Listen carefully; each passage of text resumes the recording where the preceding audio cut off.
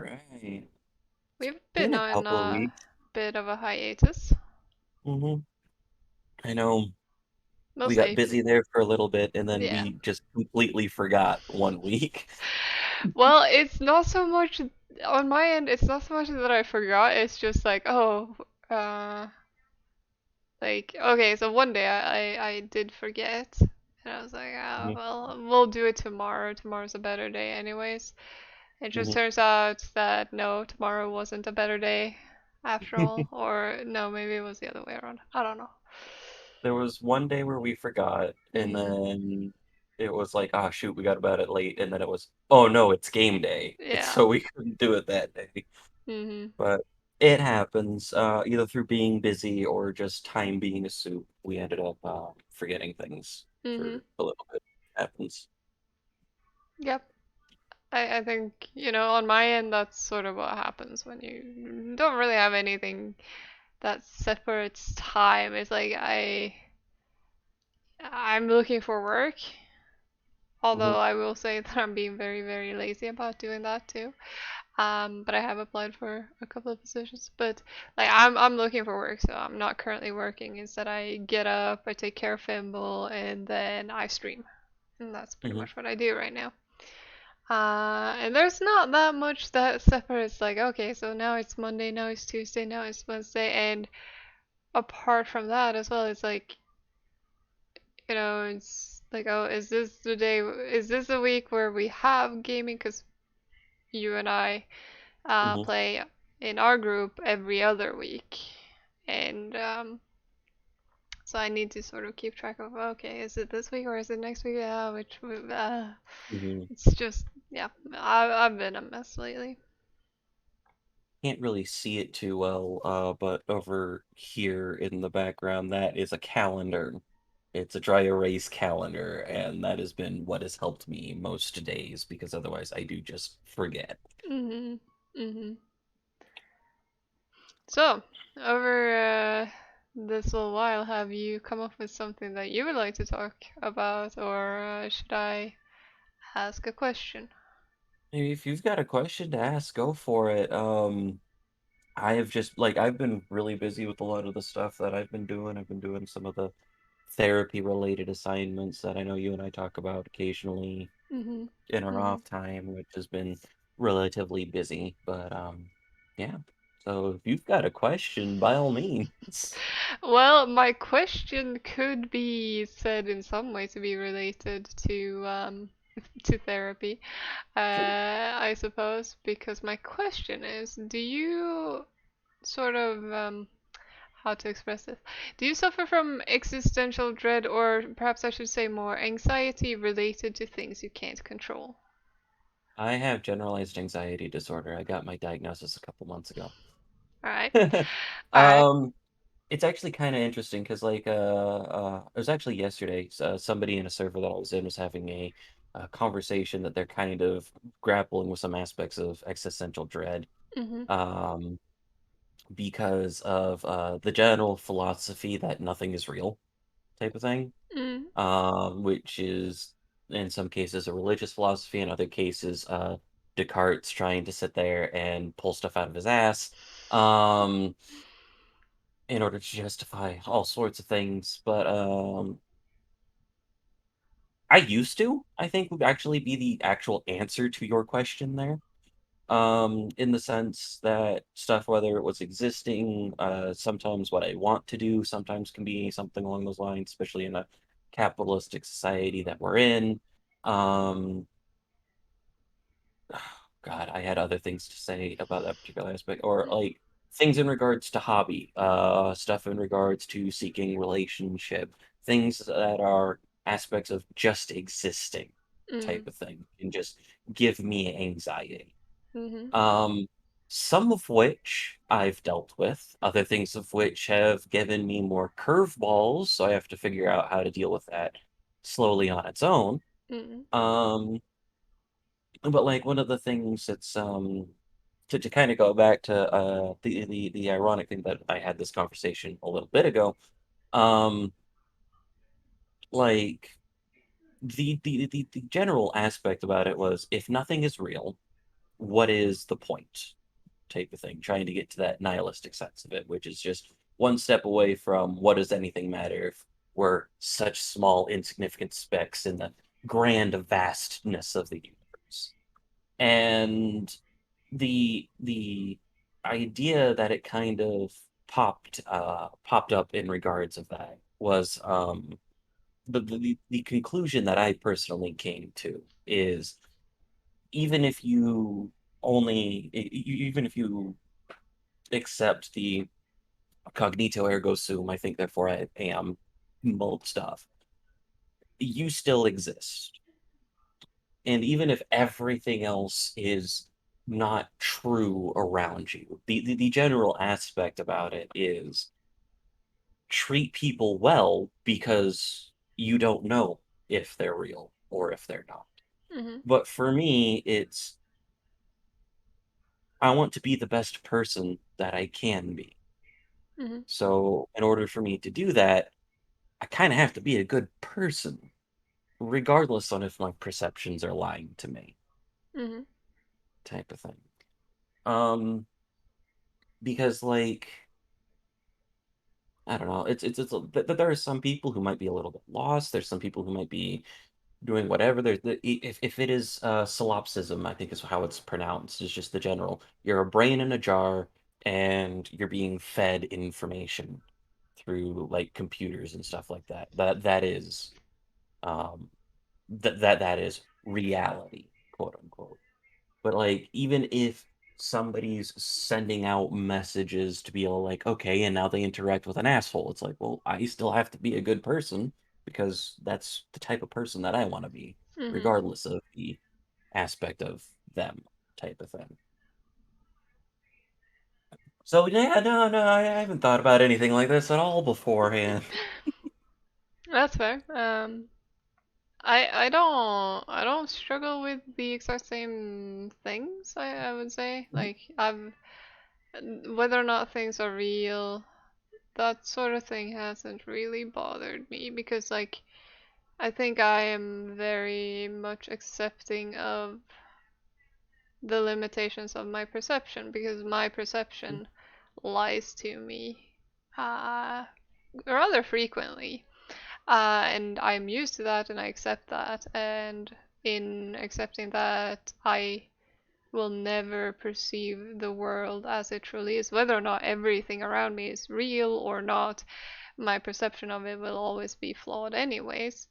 And I'm okay with that. And then it's just a matter of like how far on the spectrum am I wrong? And it doesn't matter. I can only perceive it as best I can and do the best I can with information that I have and that my senses are feeding me because anything else it's just like, well, what do I do with like like if I can't trust anything, then what do I do with that information? Well, I don't know. So that doesn't really bother me. Like I said, I'm aware that my perception can be warped, but I always work on the information and perception that I have in any given moment and try and be aware that my senses might also be lying to me. And when I say that, it's not like I hallucinate, although actually I do suffer from sleep paralysis, so that happens sometimes as well.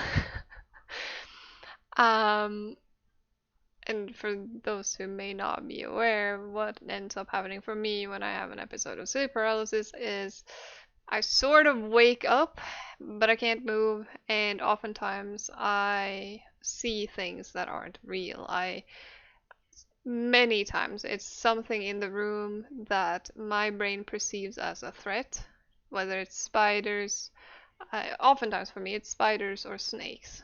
And it might be the pattern on the covers, the blankets that I have. Those patterns have often turned into snakes for me, and so I see snakes slithering up towards my face. And that's a threat in my brain, and I can't move. And then eventually the sleep paralysis lets go, and I can move. And usually, what ends up happening is I cover my face with the blanket because the snakes are on top of the blanket in my brain, and I gotta hide from the snakes. And maybe they can't bite me if I have the blanket to cover my face. I don't know. So, that's my brain lying to me and my perception being incorrect because there are no snakes there. But in that very moment, my brain is incapable of understanding that until this episode. Let's go. That's besides the point, though. It's But fine. yeah, so more so, my perception of reality is usually skewed in that I misinterpret people's intentions towards me. Oftentimes, someone might say or do something that really isn't malicious. But because I have a negative perception of myself, I project that onto them and I go, hey, this person hates me. Like, because I might have a negative perception of myself, and so they do something. For example, maybe I don't get an invite to a game, and I'm like, okay, they didn't invite me because they hate me. That's clearly what it is. They don't like me. They don't value me as a friend, and they don't want me around.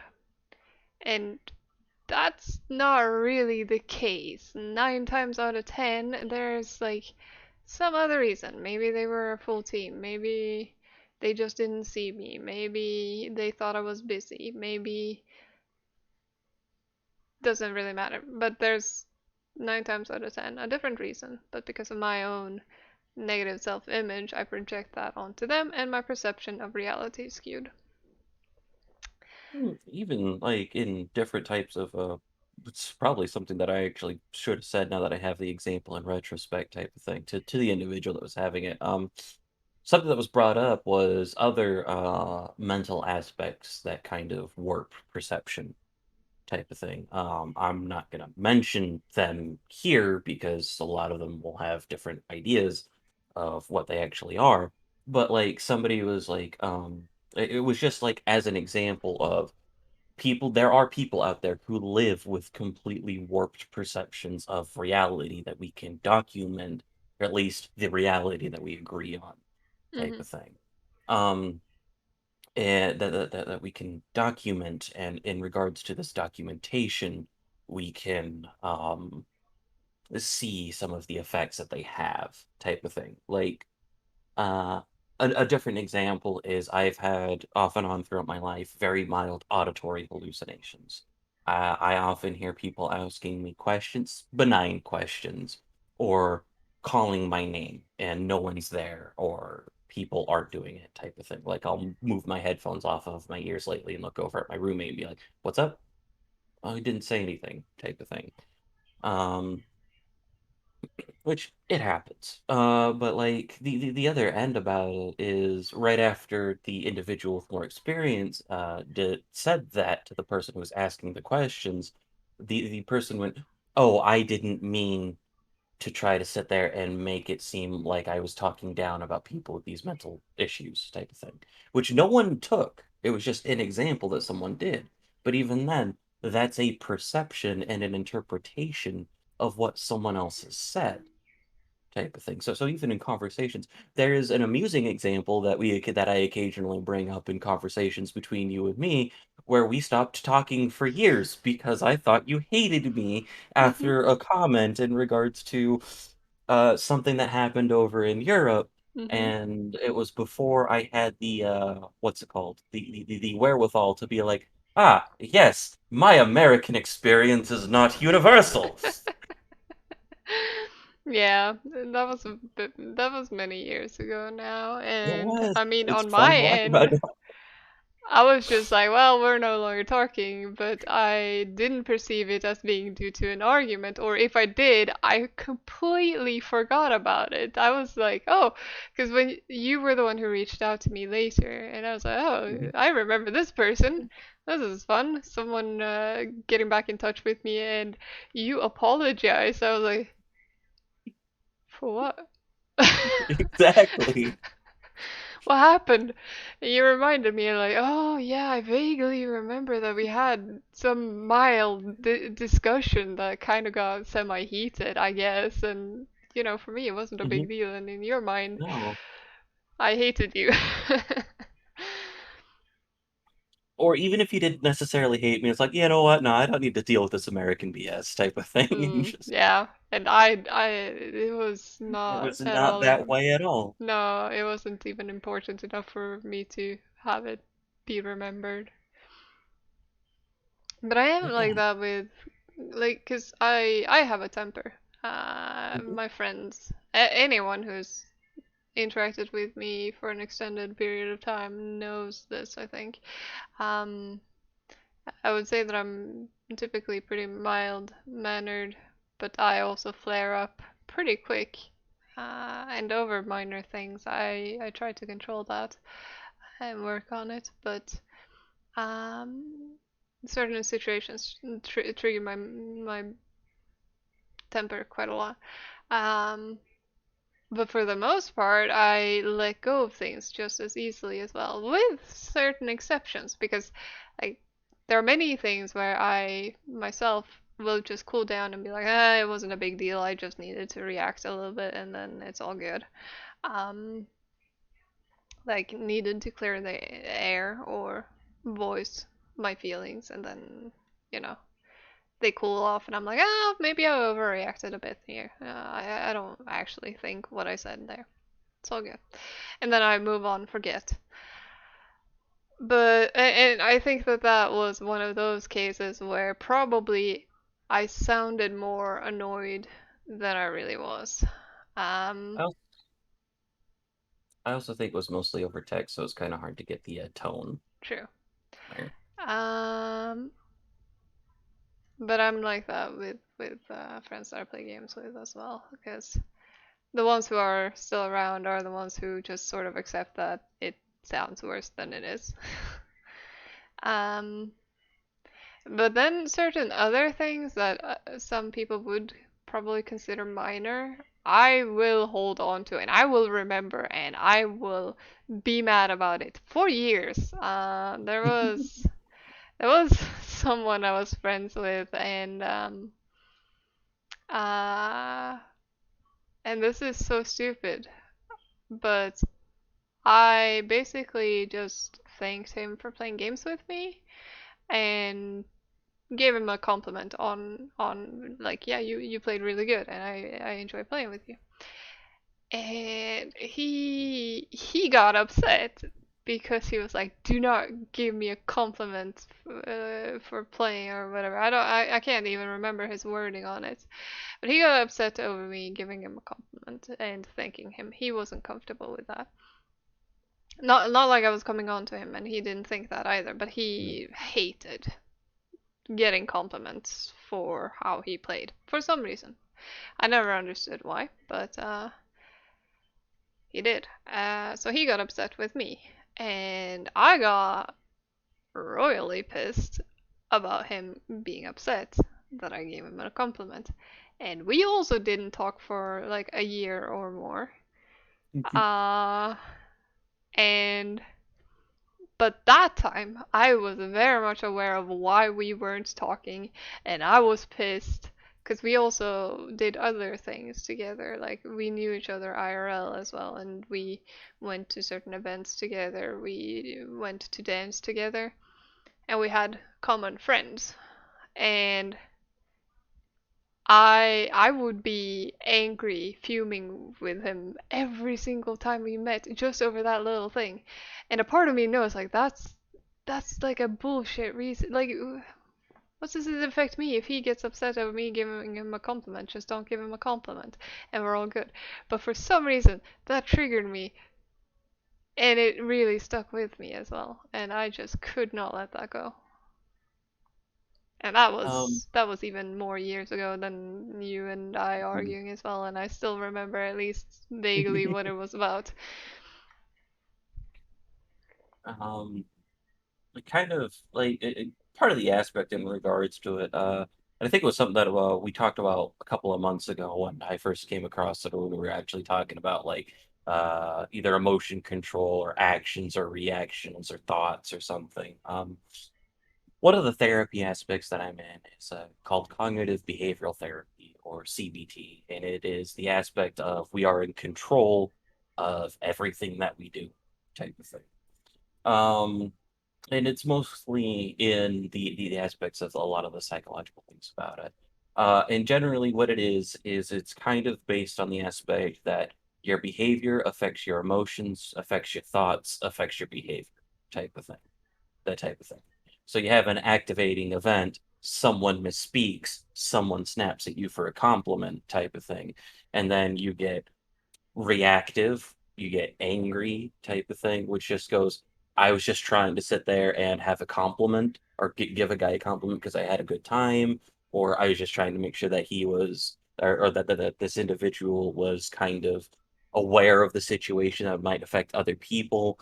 And then the reaction is a lecture or be fuming every time I see him or make a deal out of it or whatever it was type of thing. Just using this as an Mhm. example for a Mhm. couple of examples there. But it's getting to the point where you have those activating events, and at some point in that triangle, you recognize this is what I'm doing, so you can take a stop to go in regards to it. Like the activating event happens where someone snaps at you for giving a compliment, and then it's just kind of like you can recognize, wait, no, I'm getting angry type of thing. Let me change my thoughts. It's and then that thought can change to, while I'm hurt because of it, maybe he just doesn't like compliments because of his own self-image type of thing, or something like that, which then changes to a okay and moving on for the behavior type of Yeah, thing. and the It's problem, it's, it's just an example. yeah, and It the takes work. problem here is that many times, like, okay, in the initial stages of reacting, of course, I'm not cognizant of the whole mechanism. But once I get over the initial reaction that I have within myself, then it becomes a conscious decision to stay angry with someone, and I will Hmm. make that decision over small things. And it's like, and some people will say, well, it only hurts yourself if you're holding on to rage. And to a certain extent, that's true. If it starts interfering with your life or it becomes an ingrained part of your thought Hmm. pattern. Like I've had that particularly towards my most recent ex, where been a very it's been a journey to sort of get over the resentment and rage and hurt over the things that were said and done. Uh, and that's an unhealthy rage that I am in the process of getting over at least. I'm close to it at least because nowadays it doesn't interfere much. Like the thoughts no longer into my head unbidden like they used to. Now it's more like, well, I can revisit events and and I'm at the point where it's like it's no longer intrusive, but I choose to still harbor negative feelings about it. Now it's a choice. It's no longer compulsive. Hmm. And for me, that's good enough because I'm the type of person who's like, well, if you consciously decide to hurt me, and you're not gonna do anything about it, then I am going to consciously decide that you're a piece of shit and I will not forgive you. And to me, that's fair. Like, I don't have to forgive people who I think are shitty people who have no intention of working towards forgiveness. Like, that'd be stupid, in my opinion. Right. It's and the aspects about that is less of a, oh yeah, always choose consciously to do the right thing type thing. Well, no, not necessarily. That comes to a character decision, and if that's a decision you're willing to make, then by all means do it. Not that I'm calling a character bad, because we'll get to why I'm not calling it bad in a second. But it's kind of like it's more for stuff that's in the moment type of thing to try to get it so that way some of the, for in my case, because when my temper is flipped, it is an explosive temper type of thing. It's Mhm. slowly getting longer and longer to get to that point, but once it gets to that point, bad things happen type of Mhm. thing. But like at the same time, I also feel very similarly about one of my exes, and I don't care to forgive them. Yeah. ever. Yeah. And that is a conscious decision on my point on my behalf. I'm not going to sit here and be like, "Oh no, it was fine. They didn't know any better. They didn't do this." And it's like, no, we sat there. We had plenty of conversations in regards to perspective. We had plenty of conversations in regards to all sorts of different things, and none of it made a difference until it affected them negatively, in which case it was my fault. And Mhm. it's like, you know what? Nah, I'm good. Yeah. But when those thoughts come, I can choose to be angry, or I can choose to just be like, I don't give a shit anymore, type of thing. Yeah. But either way, this person's not getting forgiven, and I'm not moving them into a different part of my life, type of thing. Yeah, for me it's like um I think there's a fear in me of devaluing myself if I let go of the outrage. Like, I don't want to normalize some of these things. I don't want to downplay their destructive sort of influence that they've had on me. Because I feel like, all right, if I stop being angry about this when I think about it, like then I might invite it into my life again. Like I want to stay angry about this so that if I see it again, I have the reaction of no, never again, not this. I've been through this and I'm not doing it again. I think it's a self defense mechanism for me. Like I'm not gonna go and seek out a confrontation or be like write an angry letter and send it to and seek like some sort of explanation or apology,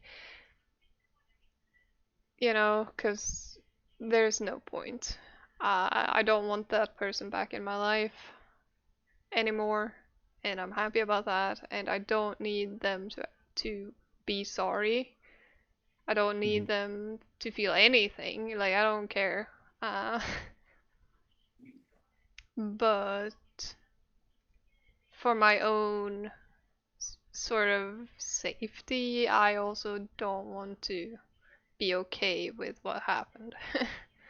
Oh yeah, no. I think what it is in regards to it, it's kind of a combination of conflating that it's more recognizing that you can be angry at something and then just choosing a different action type is what it boils down to. Hmm. Because again, like I am in a lot of the same boat there. I don't want to sit there and do that. It's just that rather than hold on to it and get angry or get down in regards to it, I'm just reminding myself of the boundaries that I'm putting in place, type of thing. Because yeah, and that was one of the things in response to that particular relationship was that I was very soft in my boundaries, which is on entirely on me on that particular case. But like I need to sit down and figure out what's a firm boundary and what isn't. That's my own growth there. Because yeah, no, I don't want you to forgive your ex type of thing.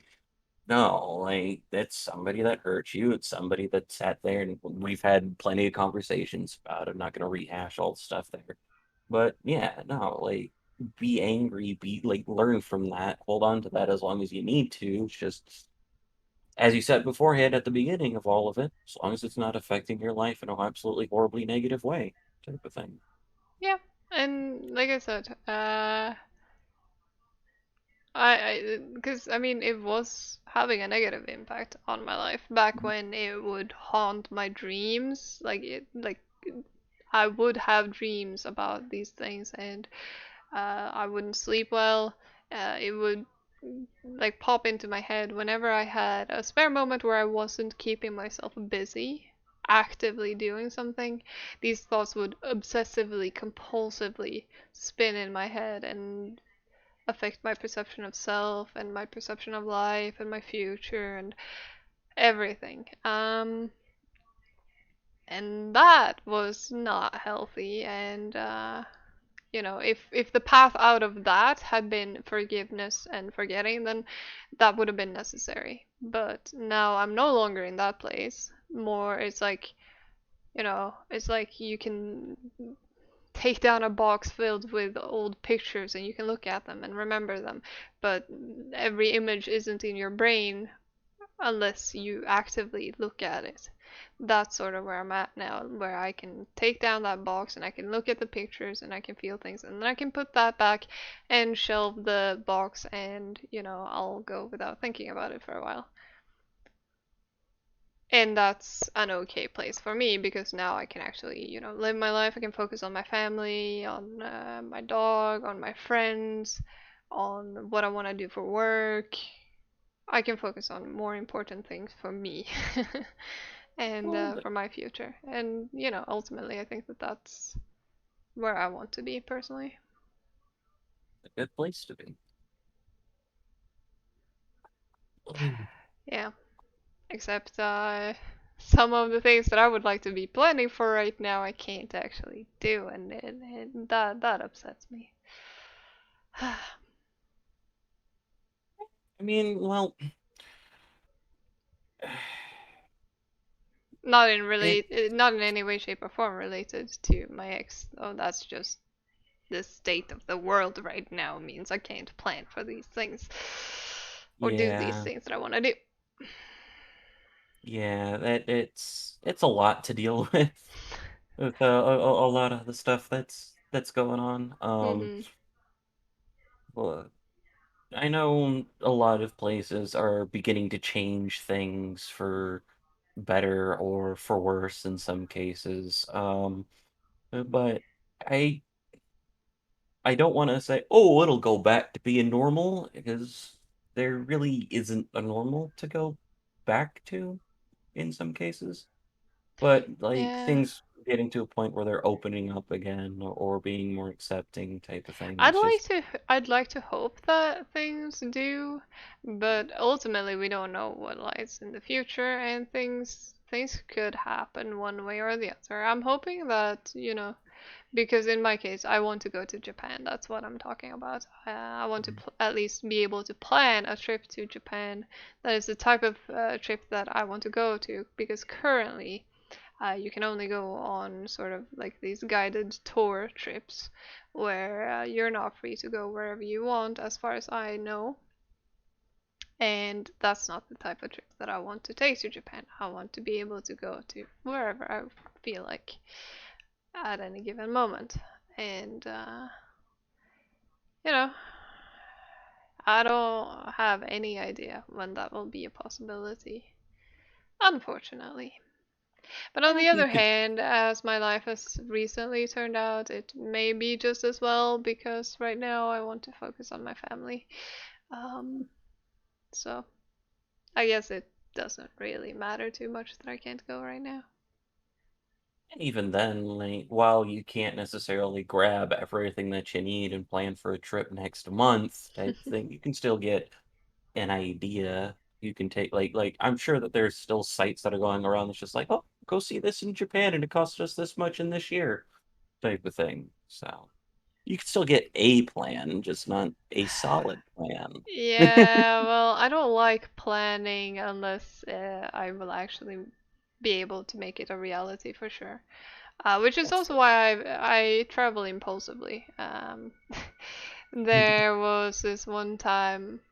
Well, I mean, first and foremost, there was that one time when I went to the US for a month to visit my at the time boyfriend because he was waiting for his residency permit in Sweden.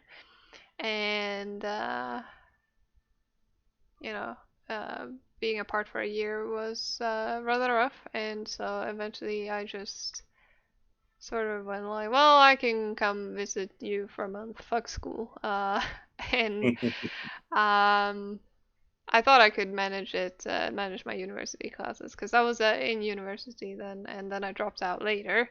But at that time, I was still studying, and I went to the US for a month very, very spontaneously, and I failed my classes, and it was still worth it, I would say. Like, even though me and that guy obviously aren't dating anymore, but um, it was an experience, not just like the trip, but just doing it. I don't regret doing it. Um, and then there was another time where a friend of mine, or two friends of mine, living in the Netherlands,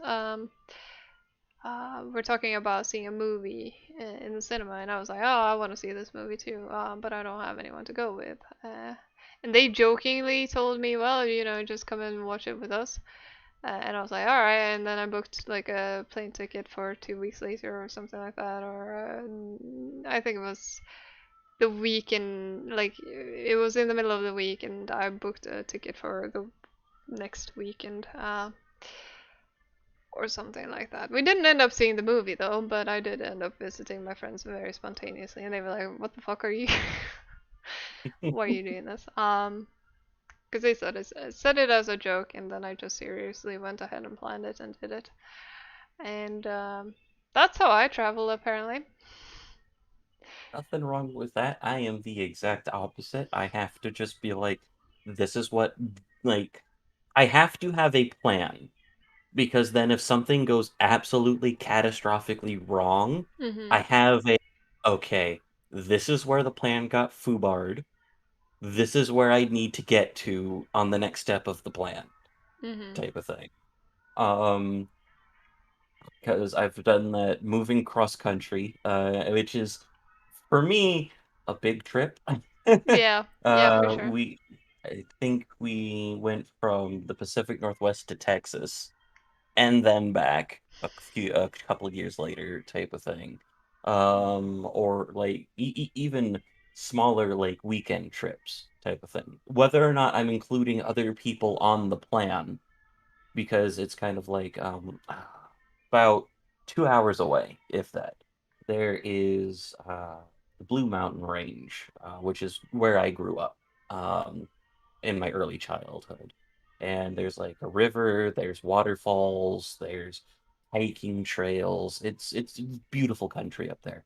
Um, and so even for trips like that, I'm like, okay, so I have this much money aside because I know the stuff over there is going to be expensive in case people want to get a drink or something from the local store. I've grabbed this many water bottles, I've grabbed this many snacks because of the how we're going to end up doing it. I have this stuff in the cooler for a weekend trip if we're going to end up doing camping or anything like that. And then I also have um I know where I can get access to a chart or to a outlet, so I'm bringing the car battery charger in case absolutely something bad happens, and so on and so forth. Even if it's just a weekend or a day trip, because if people get hungry, then it's just kind of like, oh, we didn't plan for it. It's like, don't matter, I got it, type of thing. If people are like, oh no, our car's down, it's like, all right, cool. It's gonna take me a while, and it's gonna turn into a weekend trip but I got you type of thing. Yeah, I'm Because more of the mind that like, eh, I'll figure it out. It'll turn out fine.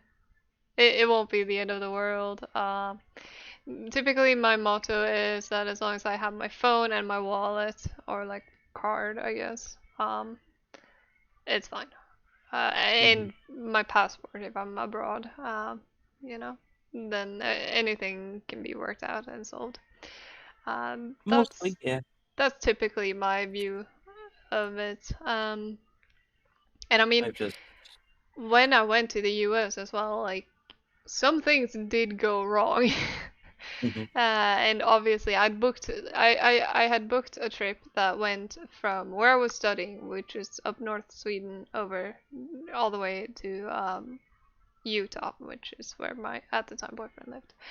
And so I would fly from Luleå, the town where I was studying, to Arlanda, the main airport in Sweden, basically, and from Arlanda over to Chicago, from Chicago to Salt Lake City. That was my plan. And that was the entirety of my plan. And so I was used to flying from Luleå to Arlanda because I did that to get home quite a number of times as well to my family from where I was studying.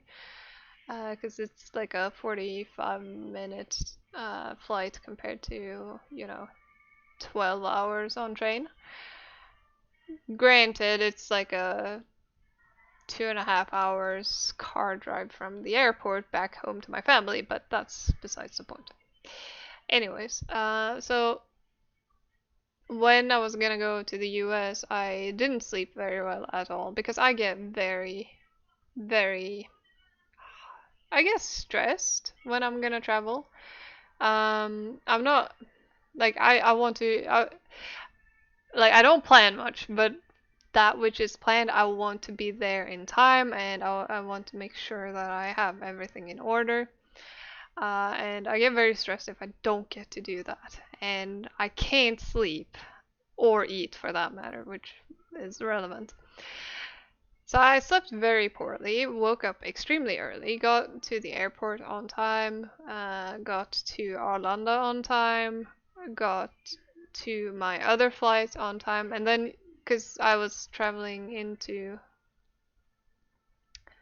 the US, there were some special procedures there with border control, immigration and shit. I don't know. And then it's a long ass fucking plane flight from Arlanda to the US. Uh, and we land in Chicago. And at that point, I didn't I dozed off on the plane and I got a nibble of food down.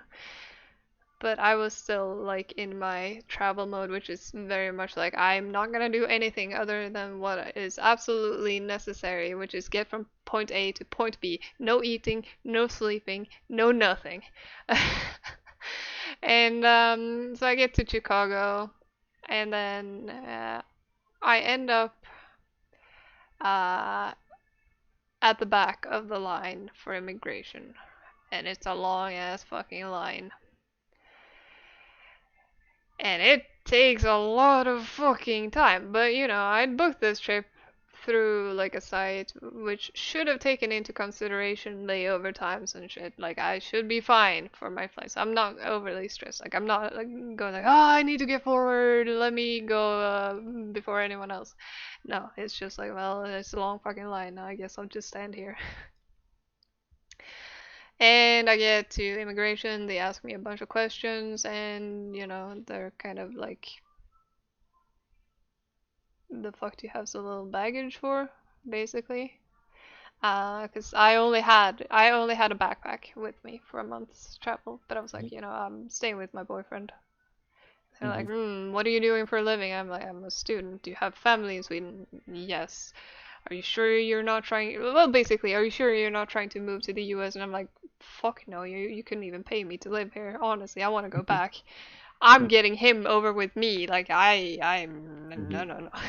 Anyways, so I get through immigration, and then I started trying to find my gate, and eventually I find my gate just as the plane's already left.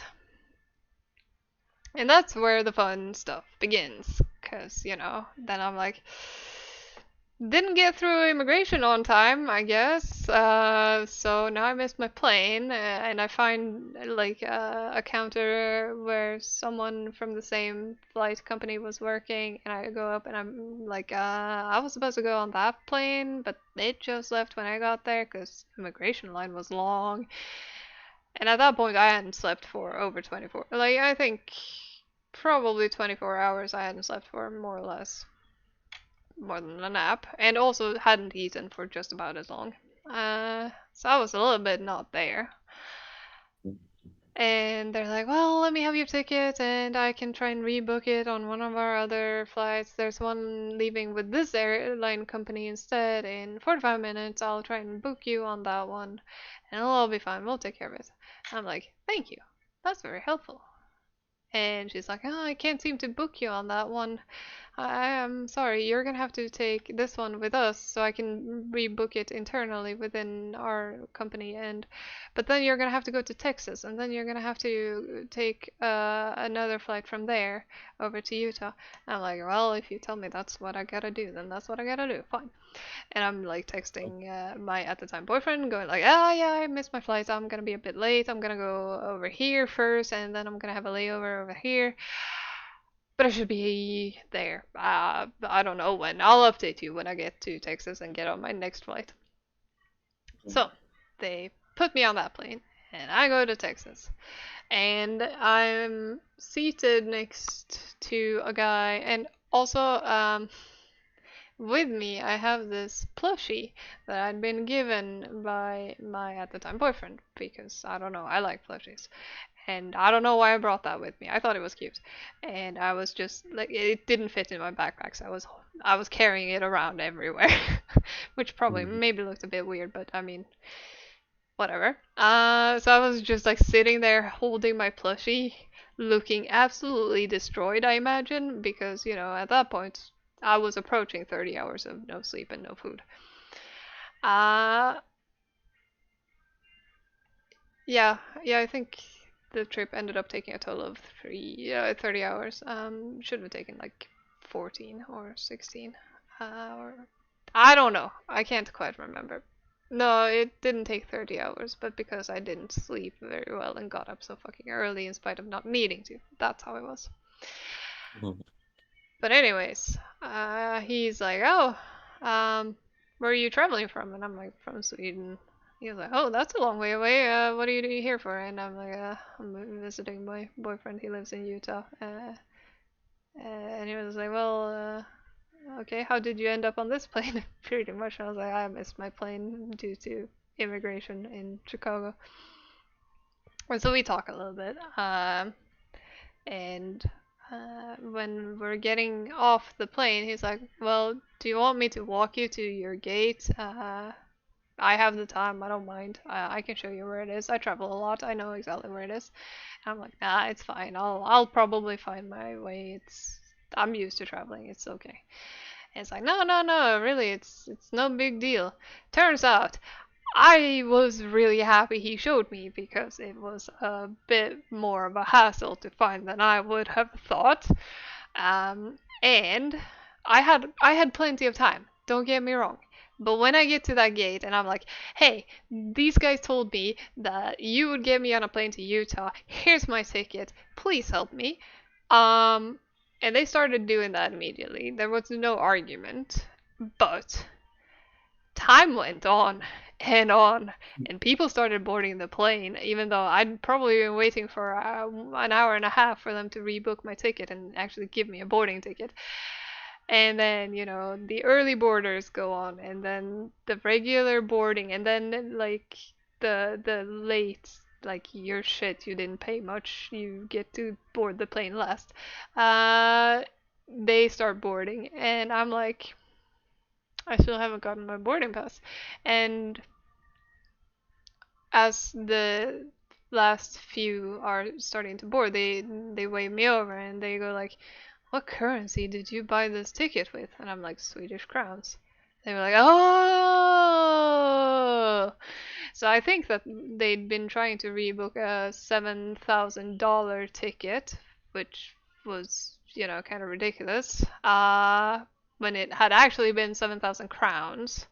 So as soon as I told them what currency it was, like that, and I got to board my plane, and I finally made it to my destination, and I had a glass of juice, I think, when I got to his place, and then I fell asleep. And then I was not jet lagged at all, I can tell you that, because I got there at like 10 in the evening, slept the entire night, got up at like 8 or 9, and I was fine. Anyways, that was a long story, I'm sorry. Oh no, you're fine. Like I also just find it that like time is not an issue to me when it comes to traveling type of thing. So it's literally the exact opposite of how we like to travel. It's like in regards to a lot of the different aspects about it, most of the traveling that I've done has been by car type of thing. I have done a decent amount of flights. I've taken a lot of the commuter planes from here to Seattle and back, Mm-hmm. type of thing. I've also taken connecting flights down to what's it called? Down to California for various reasons. And it's like I am used to just rushing through terminals and things like that as necessary because of how they decide to book the flights and try to get everyone together just in all that different malarkey, which is annoying. Oh, I Um, don't I don't typically have a lot of a great margin on time when I'm traveling within Europe. okay. I want to point that out because like that's fine. I I figured go it was tighter a on the time schedule than any of my friends would, but wouldn't do that going to the US ever again. There we go. Sorry. I figured it's kind of a universal plane thing is you can change it up a little bit, have a little bit of a longer layover, but also at the same time I'm like, I want to get to my destination type thing. But so like when it comes to time, it's like, okay, I arrive a little late or this happens. I'm not freaking out that much about that. It's like, okay, because I have the plan that I can fall back on, and then I'll have a phone or I'll have a means to contact whoever I need to contact and be like, oh, by the way, this has been a change to the plan type of thing. This is where I'm estimating, blah, blah, blah.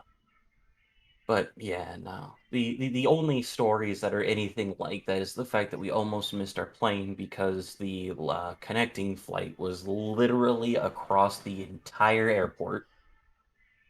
And because of where we were living, we had got hit every time for TSA Hmm.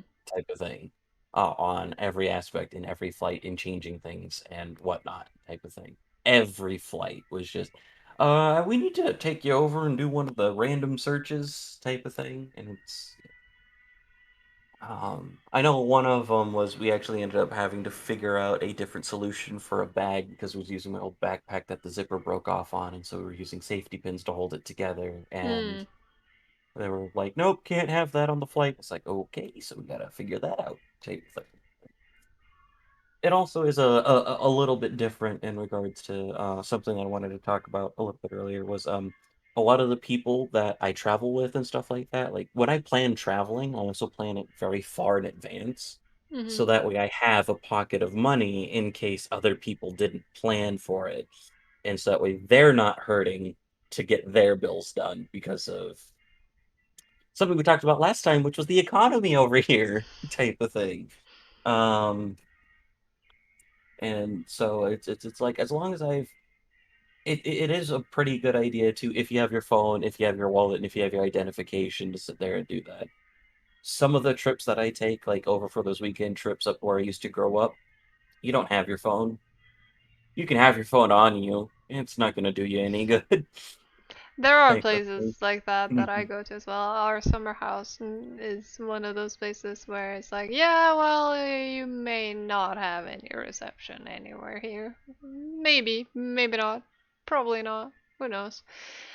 So yeah, I'm familiar with that as well. But for me, that's not even a trip. That's just like you go to the summer house. Mhm. I get that. Oh, excuse me. But yeah, no, traveling can be a pain sometimes, for better and for worse. Yeah, but I would Um, recommend it for anyone. Honestly, it's good. oh yeah, seeing just like a lot of different places, stuff like that. Like I know we kind of talked about it in one of our earlier ones, just the different cultures in Hmm. just larger places is pretty good to see. Also, you get an idea of what your body can handle. Um, Like, I know that I am pretty okay in just about every type of climate because I live, I think, probably a little bit further south on the latitude longitude lines than you do, but the cold, I can deal with the cold. I've lived in a desert. I've lived in a very humid tropical area, and it's just kind of like, "Eh, I exist." Yeah. Yeah, I don't deal well with the heat. I already know that. I can tell you that from the increasingly warm summers we have in Sweden. Um, but yeah, I'm totally fine with the cold. Because you know, I can always put on more clothes. There's a limit to how Mhm. much I can take off.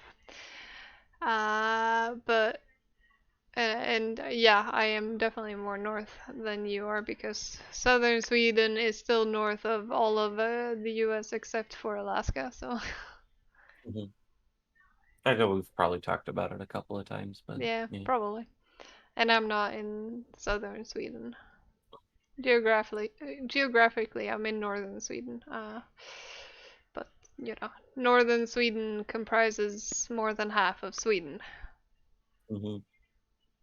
Um, So yeah. I'm in the southern north. I think once you get used to it, the tropics isn't bad because the dry season kind of sucks because that's when it gets kind of hot and stuff like that. But that is probably one of the things that I miss most about Hawaii when I lived there for a time was like wet season and the rains, and it's just like you sit there and you go out and you get wet, and it's not that biting cold type of rain that it's like, okay, now that I'm not in the rain anymore, I kind of regret my decisions. um but it's kind of like a very warm type of comforting type of rain type of thing. It was recently very humid here and I hated it. It was only 25 degrees Celsius. Don't know what that is in freedom units, but it was really high humidity and I hated life. Just like I hate life when it's 30 degrees. It was gross. I felt like the air was edible. It is about 77 degrees in freedom units for the people that care about that. But no, humidity definitely makes things worse type of thing, which is why the tropics isn't bad because like you don't have as high fluctuating temperatures there. So like you don't get used to it being cold and Mm. then you have to deal with summer type of thing. Um at least not as much. There are temperature fluctuations as there's going to be, but it's definitely not as bad. Um, but yeah, it's you also it's also trying to find a balance in regards for your body to keep itself cool that I learned. So like I said, I lived in a desert, and I also visited Phoenix, Arizona in the middle of summer when it's pushing 120 degrees in freedom units, or wait a second, 48 in Celsius, 48, 49. Blech. Um, yeah, but that is a very dry heat type of thing in comparison. So it doesn't feel as bad, but it's also very bad on the body because the body has the temperature regulation stuff. It is evaporating too quickly for it to make a difference. So it's definitely trying to find a combination between what is humid enough and what is dry enough for it. And if you have it's part of the reason why I feel bad for our friends in the Netherlands, because the Netherlands is a very humid area. It is very wet over there. Yeah, can happen when you live below sea level. And there's just so much water there. Somebody was taking me, like they were going on walks around, and it's like, damn, there's a lot of bridges and stuff to go over water and stuff to go underwater, Hmm. showing me tributaries and things, which really cool structurally speaking. It's like to visit. Don't know if I'd like to be there in the middle of summer because God, that looks huge. Fuck. Type of thing. Yeah. Um, yeah, since I went to Salt Lake City as well, I mean that's also desert area and Mhm. also quite high altitude, which I was not used to. That was an experience. I'm not in great shape as far as stamina is concerned. My lung capacity is probably not the best, and I could tell. Because it was heavy to breathe compared to and I would just get out of breath faster than I would normally get. It was like, this is also an experience. You use the word heavy, which is an accurate description for the feeling, but it's like, nah, that's just a little bit thinner air. A Yeah, little yeah, bit but more that you need to get. it really feels Yeah. heavy. Mhm, It's mhm. like you breathe, but you do not get enough oxygen, and that is a heavy feeling for me, anyways. I don't know. Yeah. It's like it is an accurate description of the feeling because you're trying to get more oxygen to what your body's used to. with the same amount of effort that your body's used to getting that much oxygen. Um, but yeah, no, it's thinner. It's harder to sit there and deal with and get that. And then if it's a drier heat, it also is I kind of went I like went in the all autumn though, so it wasn't too bad. it's good. So it was actually quite cold at home. So I went from I think it was almost snowing at home, and then it was mild autumn weather for me anyways, and other people over there might not have thought as much, but that's another thing that I'm kind of used to. Because, like, for example, I went to Budapest Hmm. for a meetup once, and we were people from all over Europe, 30 of us meeting up, one person from the US as well. And this was in spring, maybe April or something like that, I think. Um, March, April, maybe. And we were a couple of people from Scandinavian countries. There was at least one Norwegian, a couple of Swedes, and a Dane. Um, and when we got to Budapest, all of us from the Nordic countries were wearing like jackets because like I remember I left snow going there. Hmm. So I had not my winter jacket, but I had a spring jacket, and a spring jacket here like it can take snow. Um at least early spring. And we get there and it's like I don't know, maybe 15 degrees Celsius. Which for me, I mean that can happen in the summer for sure. Like easily, a summer evening can Hmm. be 15 degrees. It's been 13 here and recently during the day. It happens during summer, and in the sun it was up towards 20 degrees Celsius.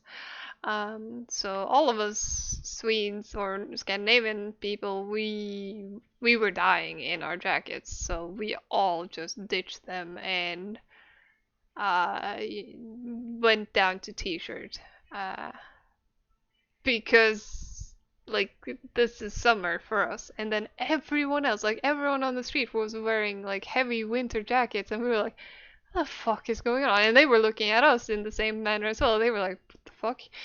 Like some of them even had like beanies on and full winter gear, nearly in our opinion, anyways. And it's like, why? Yeah, no, I get that. Just yeah, just the different ways that bodies have acclimated and stuff like that. When I was a kid, I normally tell the first half of the story because, or the first half of my trip to SeaWorld before I knew what an awful place it was. Because I was a kid. I normally tell the first half of my day there because it explains why I have such a hatred for seagulls. But the other half of my day is it's February. And while I'm further south of Sweden, it's still cold in February. It reaches close to zero temperature or zero Fahrenheit type of thing. Um, or at least it used to, which would be uh, negative 17 Celsius type of thing. Um, and so over in San Diego, which is where it was, which I believe is decently into SoCal, so South California. Um, it gets I don't even remember what it was. I think it was 70s or so in around that time, or because it might have been less than that, around 20 Celsius type of thing. Mhm. 15 to 20 probably is a good estimate in regards to it. And because we were there in February, the splash zones were open because it's winter. And it's like, nah, this is great. This is fine type of thing. I'm sitting there in a t-shirt and the splash zone's getting wet at a water themed park type of thing. It was great. Because I am used to it being much colder at that time of year.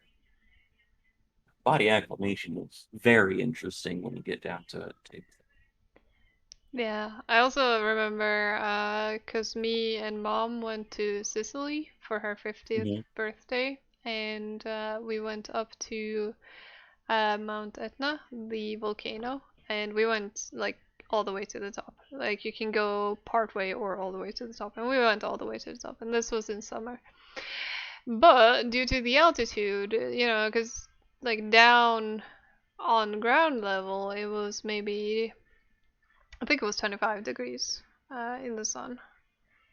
But on the top of the volcano, it was like 3 degrees Celsius. So Mhm. it was close to freezing. And obviously, going to Sicily in the summer, I didn't pack winter clothes. So I ended up having to like buy a beanie there. I did have a leather jacket, and it was a bit cold just wearing a leather jacket and summer clothes. But I mean, hardy sweet. I'm not gonna I'm not gonna admit defeat and buy a winter jacket up on a volcano in Sicily. Like no, no, no, no, no, no, no. I'll get by on my leather jacket. I did buy the beanie. It looked good, and that did help a lot as well with the temperature, of course. But that was a weird experience going from that temperature and then being in that type of environment where it was so much colder, while at the same time the ground was warm. That Mhm. was interesting, very interesting. Mhm. Yeah. All right. Well, we've been at it for a little while, talking Yeah, about a lot of things, and I different think we things. did very much ramble on this time around. Yeah. I had a thought for where I thought maybe we would go with this episode, and we did not go there. But it's okay, we went everywhere else. Yeah. Well, if you still have that thought later, maybe it can be next episode or something. I don't know. Possibly. I'll probably have some other thought at that point, I will Is that assume. But yeah, fair enough? good to be Um, back. yeah. Hopefully we can keep on it next time unless something else comes up. Yeah. But yeah. Well then guess we'll catch you guys next time then. Mhm. Bye bye. Bye.